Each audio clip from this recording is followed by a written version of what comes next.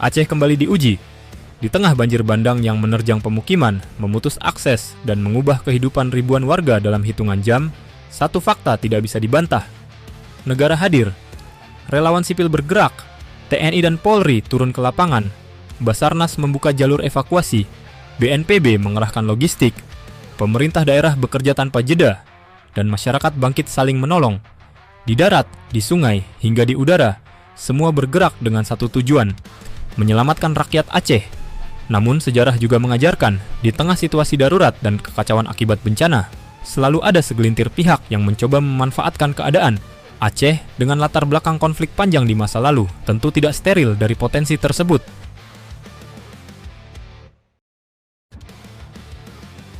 Bencana dan perang narasi.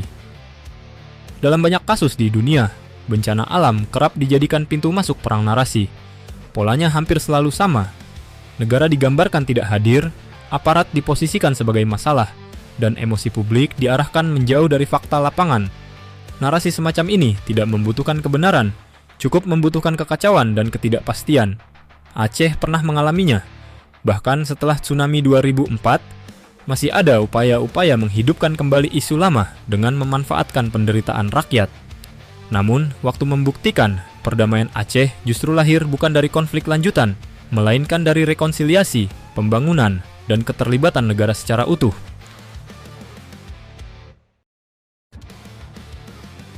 Insiden bendera GAM dan alarm keamanan.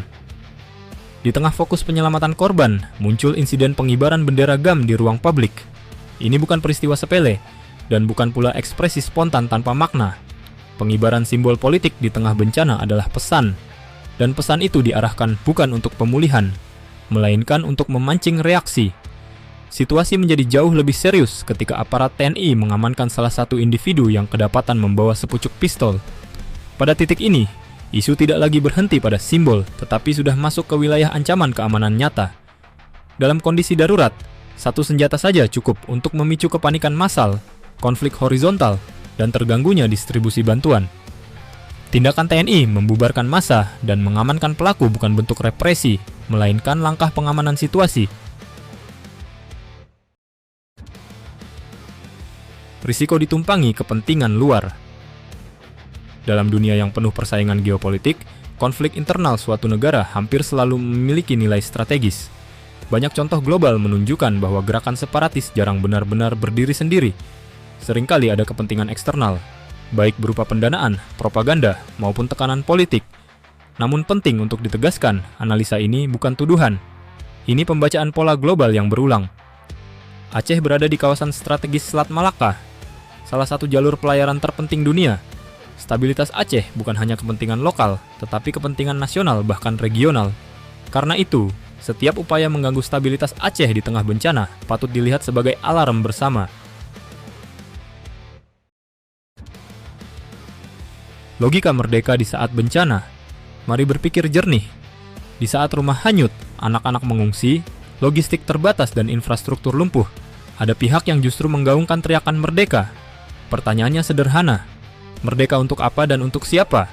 Mengelola satu provinsi saja membutuhkan stabilitas, anggaran, sistem kesehatan, ketahanan pangan, keamanan, dan pemerintahan yang solid. Dalam kondisi bencana, yang dibutuhkan Aceh bukan fragmentasi, melainkan solidaritas nasional.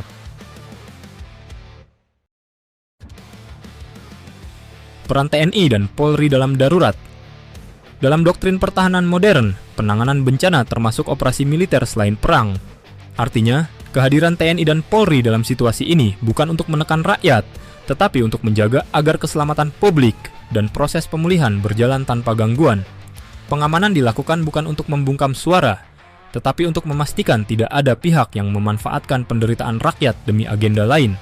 Stabilitas adalah syarat utama agar bantuan sampai, korban tertangani, dan pemulihan bisa berjalan. Satu agenda, satu bangsa. Bangsa ini sudah terlalu sering diuji. Konflik, bencana, krisis, semuanya pernah kita lewati. Dan setiap kali kita bertahan, jawabannya selalu sama. Kita memilih bersatu saat keadaan paling sulit. Hari ini, agenda kita hanya satu. Pulihkan Aceh, selamatkan rakyat, bangun kembali kehidupan, hiraukan kelompok yang memperkeruh suasana, Jangan terprovokasi narasi lama yang muncul di waktu yang salah. Karena merdeka kita sudah satu, dan di tengah bencana, Indonesia hanya bisa kuat jika berdiri sebagai satu bangsa. Terima kasih telah menonton. Jika ada analisa atau data kami yang keliru, silahkan sampaikan di kolom komentar. Sampai jumpa di analisa berikutnya.